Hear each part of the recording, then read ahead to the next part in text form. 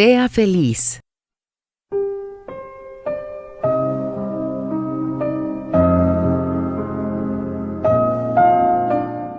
Entonces Jesús dijo a sus discípulos: Si alguno quiere venir en pos de mí, niéguese a sí mismo y tome su cruz y sígame. Mateo capítulo 16, versículo 24. Quien quiera ser feliz tiene que comenzar su vida con el Creador de la felicidad. Él dice: si alguno quiere venir en pos de mí, niéguese a sí mismo y tome su cruz y sígame. Ese es el principio de la felicidad.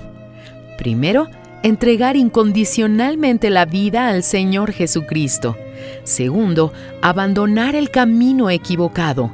Tercero, colocar en práctica sus orientaciones escritas en la Sagrada Biblia. ¿Es fácil? No, no lo es. Pero peor y más sacrificante es cosechar los frutos de las elecciones incorrectas durante toda la vida. A fin de cuentas, ¿quién logra hacer lo correcto de forma apresurada?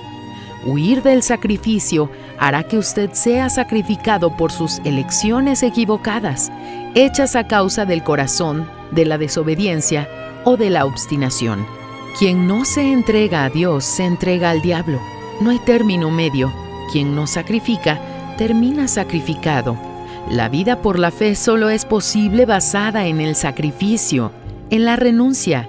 La vida por los deseos del corazón no necesita esfuerzo, pero lleva al sufrimiento. Sin embargo, la vida con el Señor Jesús elimina todo sufrimiento, todo dolor, toda amargura.